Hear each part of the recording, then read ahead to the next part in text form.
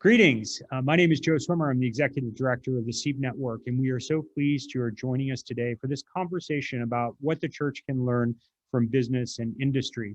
We're pleased to have Dennis and Whitney in conversation with Ken and Chuck Robertson.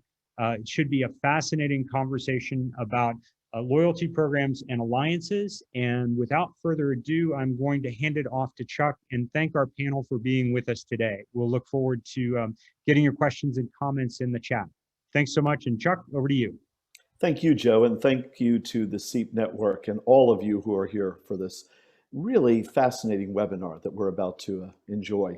I, again, am Chuck Robertson. I'm canon to the presiding bishop for ministry beyond the Episcopal Church. Beyond the Episcopal Church, always trying to look beyond ourselves because real easy to get insular. In fact, before we meet our guests, let me address a question that was raised in the promotional material that you may have seen sent out in advance of today's webinar. There was a question raised, what does this have to do with the church? Now, through the years, I've met with many diocesan leaders and parish vestry persons and talked with them about issues like vision and strategy. I recall a particular person years ago who grew quite agitated during our group discussion and finally blurted out, "What does any of this have to do with us? We're a church, not a business."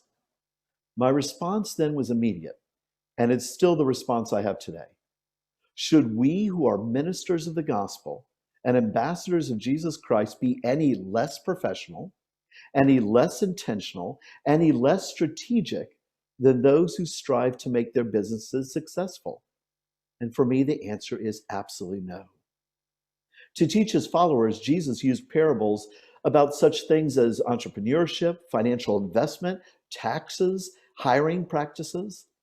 And the Apostle Paul didn't hesitate to draw on his various social and professional networks as he was helping form this new creation that he called ecclesia, or church. My hope now is that we will learn to be shrewd as serpents as well as innocent as doves, that we will indeed be open to the Spirit and gain fresh insights to help us live out more effectively our mission and our ministry. And to do that, I believe we need to look beyond our own walls and see what we can learn from those who have been doing quite effective work in other sectors, such as today. In 1979, a small regional airline called Texas International launched the first frequent flyer program, setting the stage for a dramatic redefinition of the relationship between airlines and customers. American Airlines followed suit on May 1st in 1982, and today the likelihood is that many of you who are members of this time today are probably members of one or more of these kinds of programs. Indeed, the birth of loyalty programs has changed how we interact with many institutions, whether it be your airline of choice, retail stores you frequent, or restaurants you love. Joining me today then on this webinar to explore what we can learn from this are two leaders who know quite a bit about airline corporate loyalty programs. Whitney Hawthorne is Vice President Customer Support for JetBlue, leading over 1,800 crew members responsible for customer interactions, as well as overseeing the company's Customer Experience Operations Center that monitors and recovers customers impacted by flight delays and other operational disruptions. With previous experience in customer service and loyalty programs for American Airlines, E-Trade Financial, and HBO, Whitney holds an MBA from Babson College and bachelor's degrees from Northeastern University and École Supérieure de Commerce de Reims. I know I messed that up, Whitney. Forgive me. She is fluent in Spanish and is certified by the Balanced Scorecard Institute and in Agile Leadership from Scrum Alliance. Welcome indeed to this SEEP webinar, Whitney. Dennis Tierney has spent the past decade serving as Vice President Customer Experience for the oneworld Alliance, working with member airlines and key airport and technology stakeholders to ensure superior customer service and loyalty. Prior to this, Dennis worked for 17 years with US Airways on that company's multilateral alliance activities, including overseeing its entry into the StarAlliance. Before that, he spent another 17 years with Northwest Airlines in various alliance and international management positions. Dennis holds a degree in political science from Miami University in Ohio, with a focus on diplomacy and foreign affairs, and calls both St. Bart's Episcopal Church in New York and St. Michael's Episcopal Church in Orlando his church homes. Welcome, Dennis. My thanks to both of you for agreeing to join us in this conversation to explore the ways in which your various experiences in customer service and loyalty programs might have something to say to us, lay and ordained leaders in this 21st century post-pandemic era. I invite you who are viewing this to write down any questions you might have in the chat room throughout this time, and we'll try to address as many of these as possible later. But first, let me start by asking both of you, why is this issue of loyalty so important to airlines and to other businesses in general? Who would like to start us off? Yeah, I don't know if you wanted to appoint one of us to go first. First of all, thank you, Chuck, for the invitation to join you today. I'm really excited to be able to do this. It's been an exciting career in the airline business, and I'm happy to share where I think there are some things that we can share with the religious community and the issues faced today in that world. Indeed, building on what Chuck said before about what does this have to do to the church? Chuck and I met at a forum at St. Bart's in New York, where he came to talk about what he does for the Episcopal Church. And I went up to him afterwards. I said, it sounds a whole lot like what I do for the Alliance world, and trying to bring, in his case, the various provinces together, in my case, various airlines together. So, this conversation was born from a recognition pretty early that we do have some things that are in common. We talked about getting together at lunch, and that lunch took 3 years to get together, but we finally are here. So thank you for the invitation, Chuck. It's great to be with you. I would highlight why is the issue of loyalty so important to airlines? To me, I would highlight a thing that we'll probably talk about through the rest of the hour, and that is differentiation. Airlines they have the same basic metal tube flying through the exact same air, and they're not serving the same kind of items on board these days because of COVID. They're not serving anything other than water and within the airline business, sure, you've got companies that have a national franchise, a regional franchise, in some cases, a global franchise. And actually, with the alliances, there are 3 alliances, each of whom have about 20% of the global capacity, serving the top 90 out of 100 top destinations. So they're all serving the same thing with roughly the same product, arguably. So why go into loyalty program? Because it helps differentiate my product against somebody else's product in a way that's important to each individual customer. And like I say, I think we'll probably explore that a little bit further as we go. Oh, you're on. That's a fascinating piece. And I know, Whitney, I want to hear your answer to this as well. But I want to come back in a bit to that word differentiation. I think that's a fascinating word for us in the church as well. Whitney, what would you say? Well, why is this issue of loyalty so important? First, thank you for having me, for inviting me here to speak to everyone. And I think Dennis hit it spot on. It's differentiation, and it's so important because in today's world, people have choice. They can choose what they want to do, where they want to go, and you couple that choice with access to a lot of information, right? And in past years, maybe you didn't have such access to look and compare fares so quickly and so easily across multiple airlines. Now you can look and compare those fares. And what's going to have you choose an airline who costs maybe 10, 20, 30, even $50 more for the fare? It can be the loyalty program, right? The way that they differentiate who you are to the airline, and that ultimately is extremely important in such a low margin industry. So differentiation has a lot to do with identity. In fact, I mentioned earlier that I used to do a lot of consulting for parish vestries as well as diocesan leadership teams. And whenever I was with the parish vestry, I would always ask them, my first question would always be, why does your church exist? And some would answer by telling me, oh, we've been around for 120 years. I'd say, no, I didn't ask you how long your church has existed. Why does your church exist today?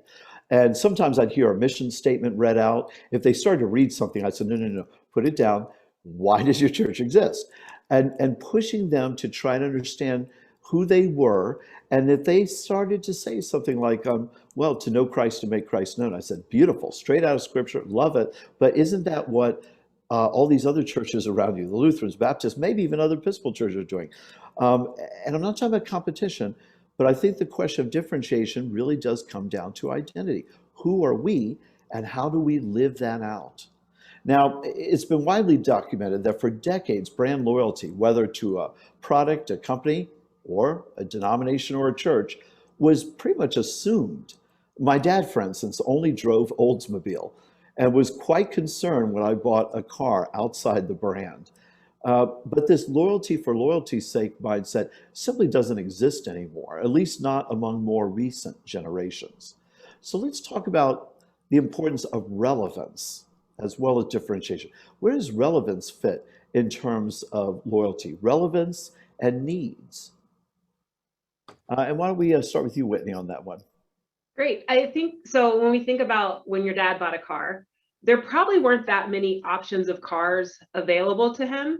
And so you choose one, it's the Oldsmobile, and maybe there were 4 or 5 others that you could easily have access to in the price point that you were interested in. If you flash forward to today, right, like consumers have so much choice. And when you look, as Dennis said, everyone's putting the same tube of metal in the air and safely flying it. What makes your tube of metal more relevant to someone is a core reason why they would choose to engage with you, right? To fly with you. And that relevance in today's world really does speak to the person, right? Previously, when there was a lack of choice, when you don't have a lot of choice, you kind of have to go with the one of the 5 that are in front of you. But when you have an unlimited amount of choice, you're going to choose the thing that's most relevant to who you are. Because you have that option. And so when I think about, airlines and loyalty programs, it really is about understanding who your customer is, who you want to attract, and then you're differentiating and creating that program based on who your customer is. So if your customer, for example, is a business traveler, you're going to create a set of benefits around that program that are most relevant to a business traveler, like lounge access or boarding first, right? Some type of name recognition. If your traveler is a traveler who frequently travels to visit friends and relatives, you might create a different type of program that gets them access to flights more quickly or food on board, right? And so if you can understand what that person wants and then offer that to them through your program, you're going to be much more likely to attract the type of customer that you're interested in. Dennis, you want to jump on that? Yes, I do. Thanks. Two thoughts. First of all, back to your question of loyalty for loyalty's sake. That kind of cuts both ways, right? It's not only the consumer who has kind of dropped that loyalty for loyalty's sake, but also the employee, right? I mean, your dad probably had 2, 3 jobs in his life. I don't know. I only had 3, as you've described. But today's graduate, and actually we're almost up to a generation now of folks who they will have 5, 10, how many different jobs in their lives. I mean, and it was not that many. Well, it's probably 10, 15 years ago. I started saying, hey, loyalty is bought and sold, and unfortunately, as the employee as well as the consumer, it's just a different mindset. So we have a consumer of a different mindset, I would argue, on one hand. The other thing that I think comes into it is complexity. I read a study by one of the airline soothsayers that pointed out that while a product has kind of one thing, I drank that Coke, I liked it or I didn't like it. I drank the soft drink, I liked it or didn't like it. An airline experience has about 100 touch points, he claims, and some of those are obvious, some of them are not so obvious, some of them are behind the scenes, and you only see them when they fail, and some of them are right in front of you when you're checking that bag, when you're getting on that airplane, when that flight attendant is seeing you, when your bag is being delivered on time or not, or delayed, and you go to the baggage claim. So there's, this study claimed there's about 100 touch points. That is a very complex product. And the ability to fail increases with each of those touch points, and the ability to retain a customer through creating loyalty where the mindset might not have otherwise been there. It's pretty important. That's really interesting, because certainly we heard a lot about choice as well as needs in the decades right before the turn of this century, in the 80s and 90s, with the rise of a lot of different churches, independent churches or non-denominational churches. I would hear folks talking about, I'm going to go to this place because it better serves my spiritual needs. And so while folks say, oh, we're a church, not a business, it is fascinating how those touch points, I hadn't heard that word, those touch points you mentioned, yes, that we are in an age now where my dad, if he lived, would probably not understand all this. He'd say, I'm an Oldsmobile man. And of course, now Oldsmobile's not there. It's kind of fascinating. So there is a question of relevance, and where does this go? And this whole notion of spiritual needs for those of us who are in the church world watching this, that's a profound question that we have, that we often just want to kind of ignore and put to the side. But I appreciate that. Now, years ago, I worked for another Christian organization whose founder spoke of the importance of relational evangelism. In fact, one of his catchphrases was, "You earn the right to be heard." In your experiences in the airline industry, what does it take to earn the attention and ultimately the loyalty of potential clients or customers?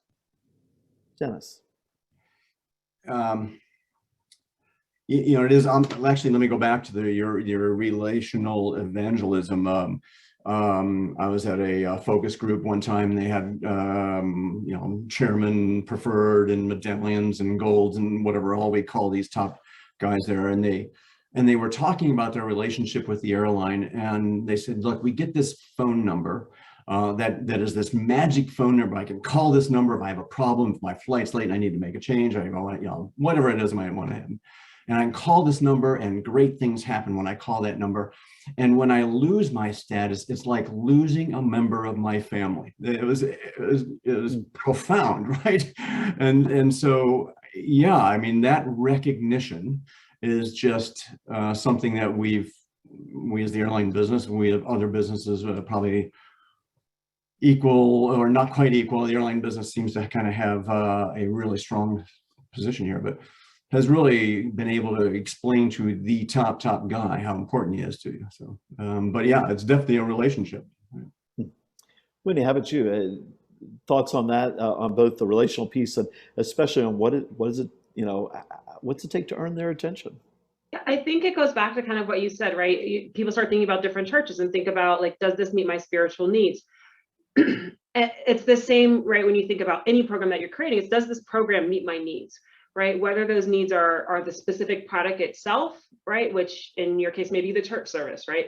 Or is it the things around the product, and how do those meet my needs as an individual? So the time of day that you offer it, the access, can I go on Zoom and watch the service, or do I have to come in person, right? Is it too early in the morning or too late at night or too weird in the afternoon, right? So you create if you have to create a program around what your core product is, and then within that program, you do start to develop that relationship because you're giving people what they need. And when you give people what they need, they start to feel endeared to the product because they feel seen, right? Like, you understand my needs, you know what I need. And you're giving that to me because you understand who I am. And that is something I think everybody wants, right? We all crave to be seen and understood. And when a program can be developed in that way, it really helps to create that relationship between the brand and the individual.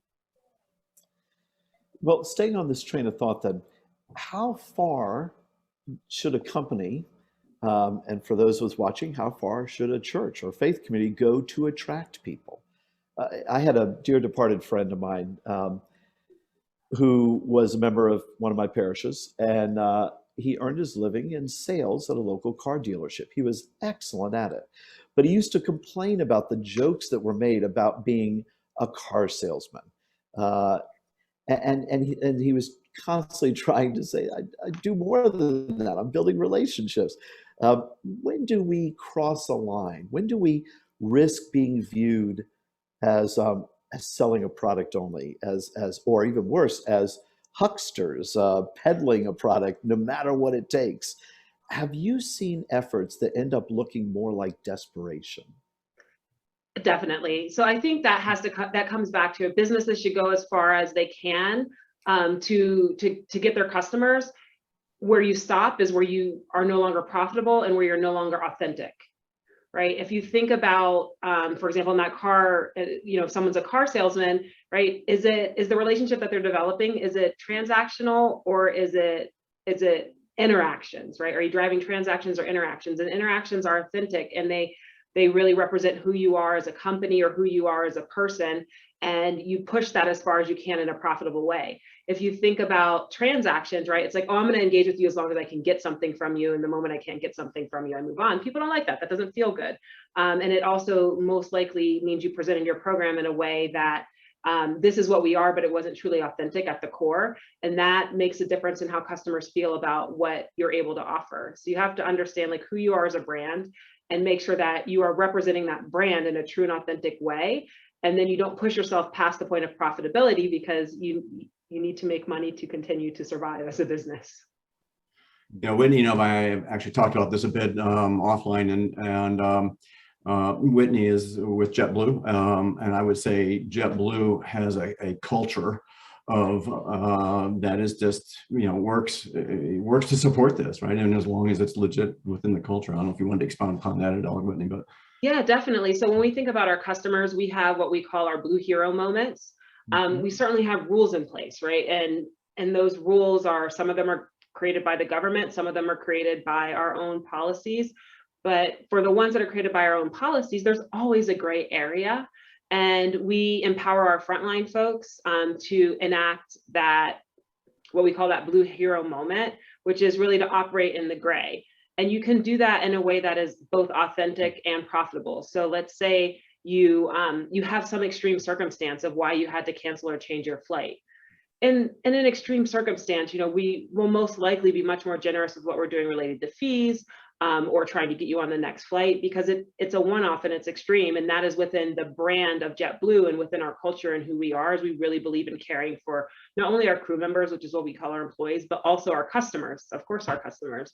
And so creating that ability to empower our frontline to interact with our customers in a way that is authentic, but also allows us to continue to be profitable, right? Because you can't do it for every person, but you can do it for the ones that are in extreme circumstance, really does deepen the relationship and increase the value of the program that we offer. Interesting. Go ahead.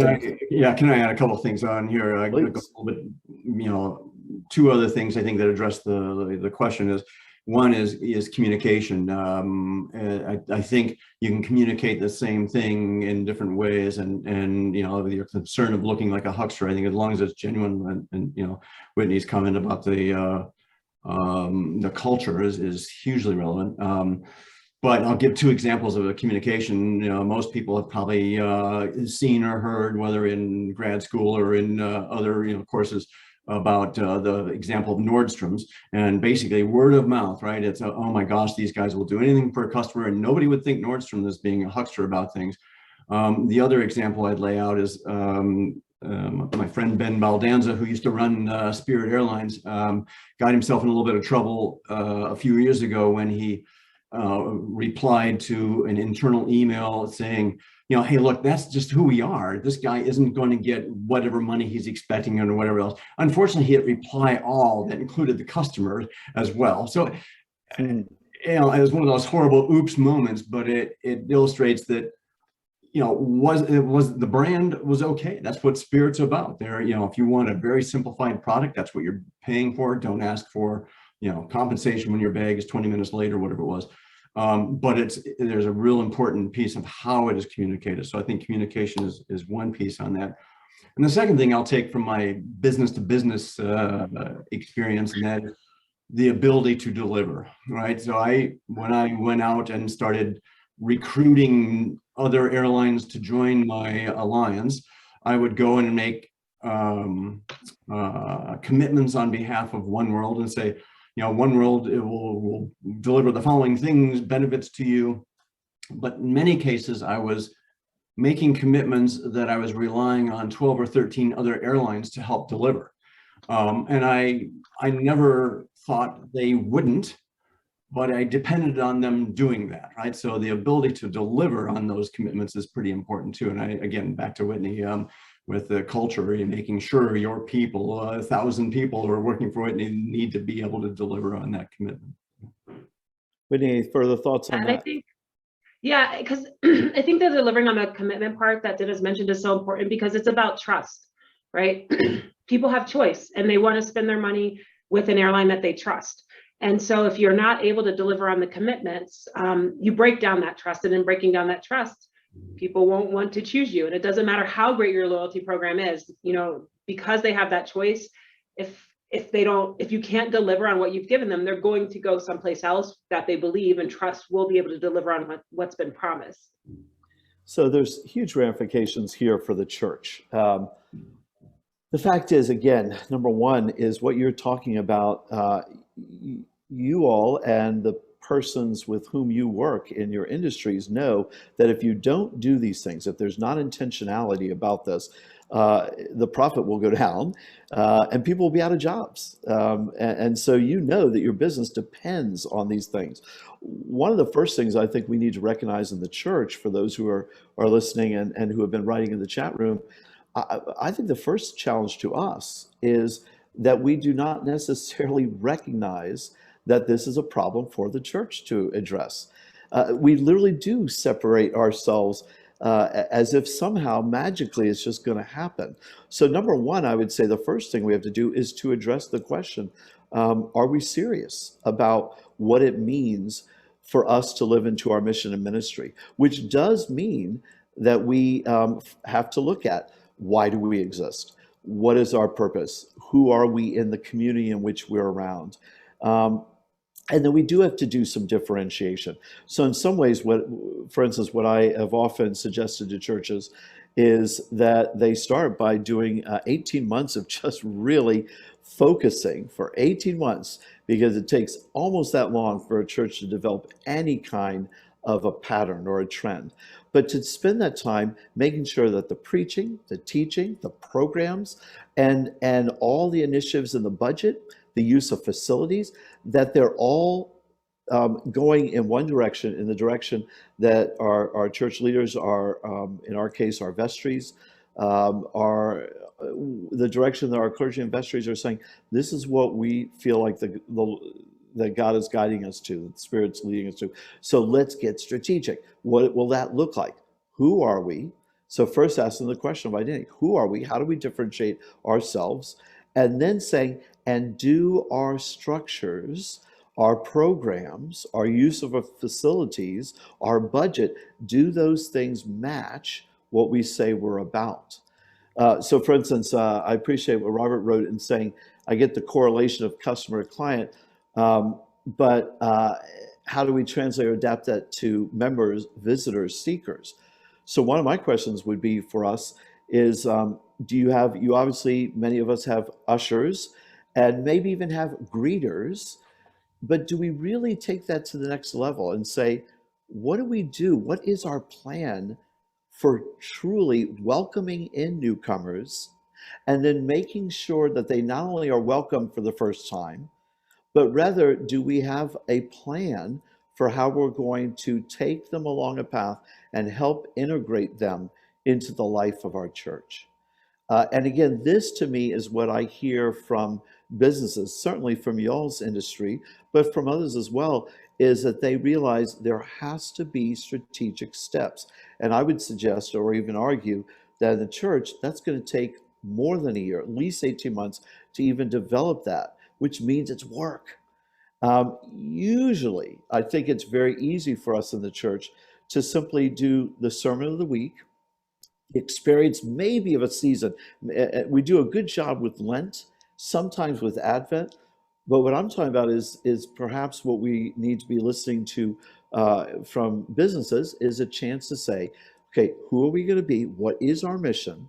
and then to say, how's that going to fit in how we approach newcomers, what it means to taking a greeter program and going into something more, an entire program of integrating a newcomer to becoming a new member, to becoming a fully active part of this community of faith, and to what end? These are tremendous questions. And as Martha has raised, how do we overcome the tendency of church members to tie their contributions to satisfaction with the clergy? Well, part of that is going to be the fact that, talk about loyalty, loyalty goes out the window if clergy aren't doing their jobs to make sure that the sermons, the preaching, the teaching, the programs, along with the lay leaders, and this is where I think we have a crucial step for us, is we need to be able to have the vestry and the clergy together making these decisions and really doing some work on saying, who are we called to be? How then do we live that out over at least a good year now? And what does that look like? And what will look like in all aspects, including clergy sermons, including the programs of the church? The questions are being raised. How do we translate this? It's not that difficult, but what it does mean is we have got to be intentional about our identity and intentional about the work then to see what it means to do that with newcomers, and it will be different depending on their different places. I'm just curious, especially for you, Dennis, you're a member of 2 Episcopal congregations. Without telling tales too much, how does what I just say resonate with what you have experienced at those 2 wonderful congregations? I know both of them. Yeah, I would say that again, not to sound like a broken record, but I think there's kind of 2 words that we were focusing on here, and I would take them in this order: relevance and differentiation. Right? I mean, again, as I said, we've got a very complex business. I think we both have very complex, if I may call the church a business. I shouldn't, but I think you're comfortable with that. So pointing out that your income or your contributions could change because of one leader. We need to remain relevant to to our customers, and in the airline business, we've been explaining that if my alliance isn't relevant to my 14-member airlines, they can operate very well without the alliance. We need to be relevant and provide them value, and we need to figure out where that value is. And it's more than just having the CEO of the alliance go meet with the CEO of the airline and have a good relationship.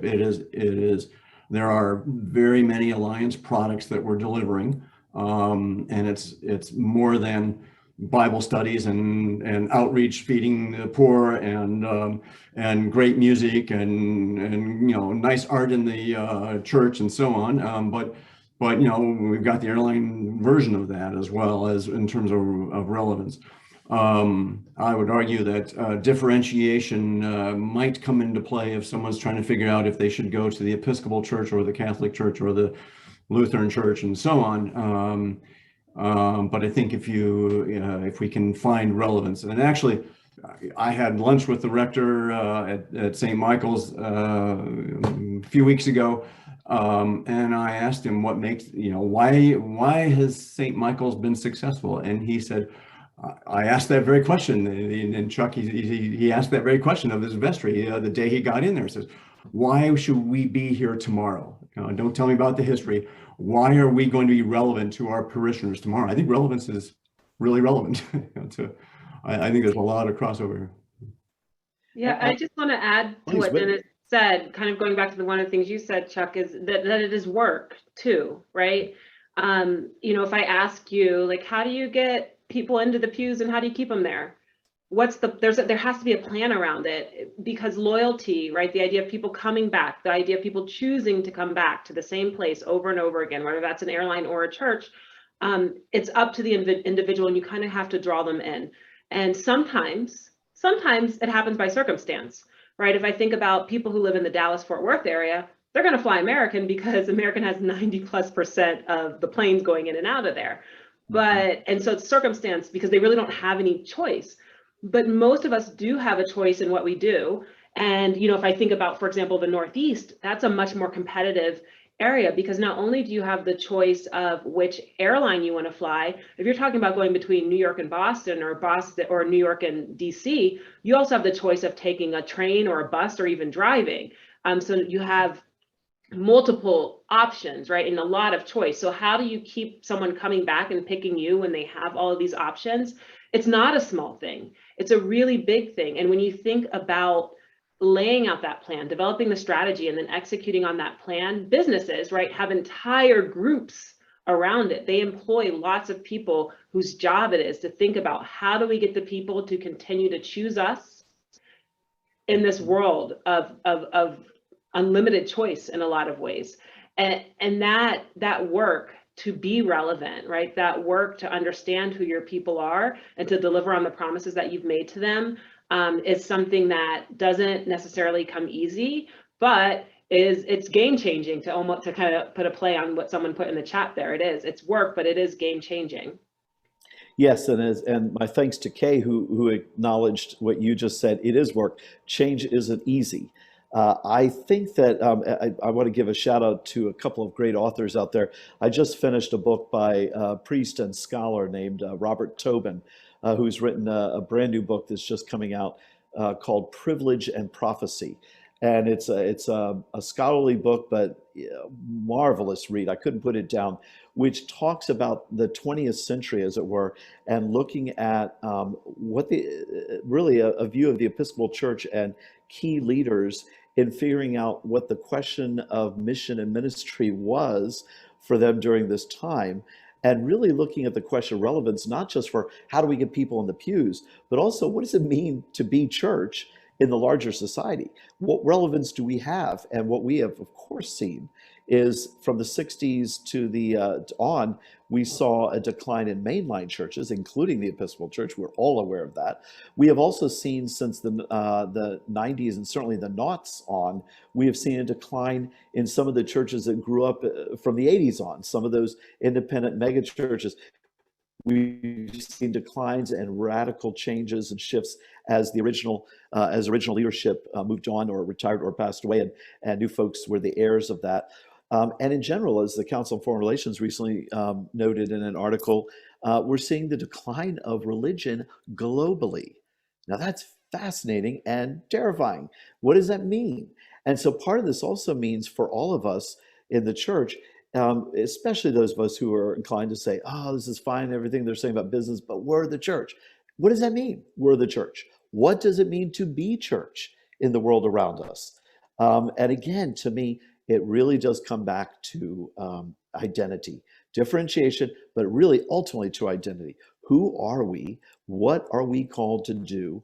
What would God have us to do? And then the hard work, as Kay was saying, the life-changing or life-giving work, that hard work, which is, okay, then we need to, as clergy and lay leaders, get together, plan out what this will look like, knowing that those plans could change at any time. As Dwight Eisenhower once said, plans are useless, but planning is everything. Make the plans, praying along the way, and saying, we're going to be serious about this. We're going to look at what we're about, who we're going to be, and how we're going to do that. And what will that mean for newcomers? What will it mean in terms of our infrastructure? So I want to come back to this for churches. To me, looking at our infrastructures, do our infrastructures match what we say we are about? Namely, does our use of our staff and volunteers, do our programs, do our use of our facilities throughout the week, not just on Sundays, and certainly our budget, do those things reflect what we say we're about? That's crucial. Now, let me ask you, in the past year and a half, good Lord, it's amazing. A year ago, we thought we were kind of on the tail end of everything, and we're still here with this thing called COVID. The pandemic has it's changed everything. Some people for a long time kept saying, I can't wait to get back to normal. And in many ways, what we're finding is there's no back, there is a turning of a corner. And so we have had realities such as hybrid gatherings, online experiences, webinars like this. I lift up Joe Swimmer and the SEEP Network for using this opportunity in the past year and a half to say we need to rethink because we were known for one annual gathering. What do we do now? Other groups have had to rethink who are they, what are they called to do, what is their mission, and how to do it. What do you think from a business end first, and then we'll get into the church. From a business end, which of the new practices that we are seeing, which of them do you think are going to stay with us as things move forward? What are you hearing? What are you seeing? What do you think? Who I'll wants go first. If that's, I think this idea of communicating online, what we're doing right now, right? I'm in Salt Lake City. Dennis, I think you're in Orlando today. Phoenix today. Yeah. Phoenix today, sorry, okay. So he's in Phoenix. I don't even know where he is, right? Like this idea of like us being in so many different places and able yet able to come together, to collaborate, to talk, to engage, to interact. I think it's going to continue. This forced so many people to get comfortable with the technology required. And it also forced so many people to get more access, right? And for others to provide access to the technology required for us to interact like this through the pandemic, that I don't see that part going away. At the same time, I think through the pandemic, we all realized as well how important that in-person interaction is. So to your point, right, we're turning a corner where every meeting, every engagement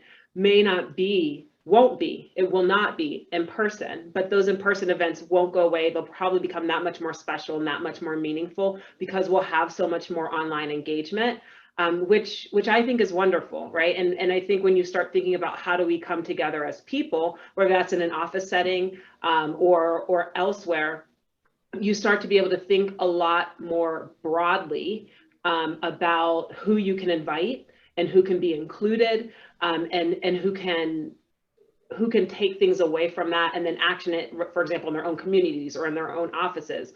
It makes it a lot easier for us to learn from each other, which is really, I think, exciting. And again, I don't think it goes away. At the same time, right, this idea that we will never get off of a screen and come together isn't real, right? There is so much value in being in person that we're going to, I think, just find more meaning in the opportunities we have for that. Yeah, actually, I'll build on that a little bit. I'm old enough to remember not only pre-digital and pre-emails and things like that, but pre-fax machine. I remember FedEx. I was getting out of school about the time Fred Smith was putting his business model to the runways and getting FedEx going. And when the fax machine came out, because FedEx had built their business on taking basically documents, because the U.S. mail was the only way you could get a document back and forth, and they weren't trustworthy. So he built his business model on sending small packages, and people were saying, oh, that FedEx is doomed because of the fax machine. Look how great that's going to be, right? And we of course can chuckle about that now, but it was a serious concern, and absolutely. And so clearly the way they survived is that the marketplace went a different direction with what those needs were, and they encouraged a different direction among the consumers. And now we have FedEx and everybody in Amazon, everybody delivering packages to our door. It's so much that we're being buried in cardboard. But I think similarly, any business is going to have to say, yes, the environment has changed, but how do I maximize that? How can I actually grow because of it? St. Bart's, I'll use that as an example. I mean, I continue to attend St. Bart's, even though I've been to New York 3 days out of the last 500 days. So every Sunday I'm with them, and every evenings I'm with them on Compline and so on. I dread that going away. I don't think it will, and I continue to contribute to St. Bart's because of that. So, along with that. So, yeah, I think there's yes, things have changed because of the pandemic, but embrace it rather than oh my gosh, how do we now get back to what it was before? Don't get back to what it was before. Get back to the good things that were there before. As Whitney said, we still want to get together in person, right? But embrace the things, the opportunities that are out there that were highlighted through the pandemic. I applaud that, what you said about there at St. Bart's. That's great. Yeah, we want to keep in touch with places that I have a few places that I follow each week and I'm a part of. And in that, I still miss and want and crave the interaction, the human interaction of touch. But the fact is that I'm hoping that we don't lose what we have gained in that as well. So I hear that. Throughout this pandemic, there have been some wonderful creative ideas. And so I want to give a few more shout outs to folks. One is Stephanie Spellers, my fellow canon for evangelism, racial reconciliation, and creation care for the Episcopal Church. Wrote a marvelous book this year that is well worth looking at if you haven't already seen it out there, y'all. The Church Cracked Open: Disruption, Decline, and New Hope for Beloved Community. The Church Cracked Open, a great book. Dwight Shiley, a remarkable gift to the church, wrote and has a book out called The Agile Church: Spirit-Filled Innovation in an Uncertain Age. The Agile Church. And Bishop Andy Doyle of Texas, A Generous Community: Being the Church in a New Missionary Age. Andy Doyle's A Generous Community. There's been some of this rethinking, and again, I'm grateful to Joe Swimmer and the SEEP Network, who have the majority of their webinars are, of course, church people talking to church people about church stuff. This is the exception, having folks who are talking about it from the business perspective and helping us learn. Martha, you said in the chat room, should churches develop customer service managers, or who should coordinate those touch points that we've talked about several times? And my answer would be yes. We may not call it that. We'll find a much more churchy name for it. But again, it comes down to intentionality. When I work with congregations, one of the things I challenge them to do is to create perhaps 2 ad hoc committees. Now, the church is famous or infamous for creating committees that go on and forever and ever until we all go to paradise. And I'm not talking about that, but 2 ad hoc committees that would report to the clergy and vestry about 2 different things. One would be heritage commission and or a heritage task force, and one would be a Horizons task force. The heritage group would be a few folks who would go off and for the next 3 months spend time looking at our timeline as a parish, looking at who we have been, what have been the major our major identity markers, our sacred bundle of who we are, and how did that change at different points in our congregation's history, and taking it all the way to the present and saying, okay, well, here's a history of where we've come from and how we've changed, why we changed, when we changed, and what did that look like, bringing it up to the present. And then the other group, the Horizons Task Force or Horizons Commission, also working on a 3-month, 4-month basis to report back in, looking at the community around us and saying, what are we called to do in this place? Where are the needs out there? And interviewing and asking questions of people in the surrounding community. If we're a church in a rural town, if we're a church in the suburbs, if we're a church that's urban centered, what is our community? And who are we serving? And in many ways, tapping into our Anglican DNA. For those who know anything about our Anglican DNA, part of it is understanding that a parish is more than the church. It is the cure of souls in the region we're in. Well, what does that mean? What does that look like? And who's doing what? What are the Lutherans doing well? What are the Catholics doing well? What interfaith group is doing something well? What do we bring? Knowing who we are, our gifts, our talents, what do we bring and what could we bring? And doing that by having interviews with people outside the church and figuring out what we're about. Heritage and Horizons, whatever you want to call it, looking at ways, being very intentional so that the vestry and the clergy together can say, how are we going to move forward in these next 18 months or more? How are we going to move forward in being clear what our identity is, making sure that our infrastructure supports that identity and reflects it, and then finding the people who can do the appropriate things, ambassadors for Jesus, our customer service folks. So as we begin to wrap up here, again, in the church, we are so insular sometimes. We listen to each other and ourselves a lot, and we can become an echo chamber. It's important, I think, to do as Paul did and to listen and look at what's going on outside and find out what makes sense and what is efficient and effective for those of us who are talking about the mission of the gospel. So I am deeply grateful to the two of you and would like to ask you all any final thoughts on what would you, looking at the church from the eyes of business, what would be a word of challenge from you all to us? I think the challenge comes back to, right, a business, a church. We're people. It's about the people, right? For a business, it's the customers that are coming. Your church is people.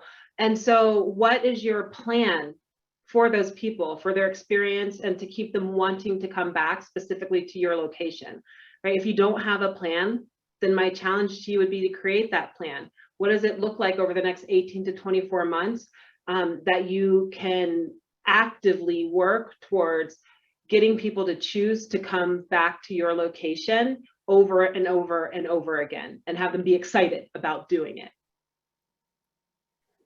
Dennis? Actually, one other word that we haven't thrown out, and again, I apologize if this sounds like buzzwords, but it is agility. And St. Bart's was blessed with coincidentally, they were putting in a new sound and broadcast system, like I think the week before the country shut down with COVID. So they took advantage of that opportunity, and consequently they became the church that was broadcast on Christmas Eve. So there's some luck, obviously, but it's also the ability to move in a different direction when circumstances kind of dictate. And those agile moments need to come, I assume, when your priest is called to a different parish, and all of a sudden your beloved priest has moved on. What happens? I've visited churches that are going through a rector search, and it's really fascinating to see the differences of a church that has really defined who they are and has said, this is why we are relevant to you. You ought to come here, and by the way, we'll have a new rector, and in the meantime, enjoy our interim rector. He's doing a great job. Versus the other guys who are kind of spinning around saying, oh, we're looking for a rector. We really don't know who we are. And so there's you can see the difference. And I suggest you'd want to try to aspire to the former than the latter. But also, from our experience with the Alliance, when COVID hit, we were no longer serving customers because people couldn't fly. So that's when the Alliance went out and they actually worked with their competing alliances. And they went out and started advocating on behalf of the industry with government entities to say, here's how you could make flying safe for customers to come back. And all the alliances wanted that to happen. And they also went out, and I think it's not a coincidence that it finally, during COVID, is when the alliances came out and said, hey, we're going to become we're going to be carbon neutral by this date. We're going to be more sustainable, and more information coming out about sustainable aviation fuel and recycling and things like that, because all of a sudden, oddly enough, they had time to focus on getting that stuff put together. So don't let a good crisis go to waste, right? So use the change opportunity and build it. I can see lots of relevance with parishes, and happy to opine on that, but you guys are experts on churches. I'm not. No, but what we've heard from you today, as I hope, challenged us to become more intentional, more strategic about the work we are called to do. If we are experts still in need to learn more.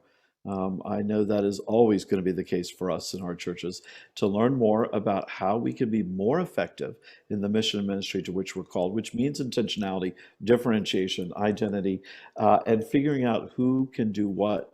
And it really doesn't matter about the size. I have seen folks who have come through this pandemic, churches that have been large, resource-sized congregations. I've seen good mid-size congregations who have come through this well. And I've seen some small places that barely can't afford to have a full-time clergy. But I remember in one place where a senior warden in the vestry got together and said, we're going to really take seriously our call to reach out to the tourists who come through our little town for the particular tourism they were doing, and to find a way to turn tourists into pilgrims and how we're going to do that. And they became incredibly creative. It's not about the money at that point, again, but it is about being intentional about the call, the responsibility that God has given all of us. In the end, yes, we're not just a business. We are the church, which means we should be even more intentional and strategic and professional in what we do. So as we come to the end of this program, I hope all of you who have joined us have found this conversation to be thought-provoking, and hopefully will prod you in your own ministry as clergy and lay leaders. Whitney, Dennis, let me say thank you to both of you, and also to Joe Swimmer and to the SEEP Network for hosting this conversation, and others like it. And of course, my profound thanks to all of you attending this SEEP Network webinar. The work you are doing, on the ground, in and through your churches, it can change lives, and it must change lives. May God bless you, and may God bless others through you, through us. Thank you, and goodbye.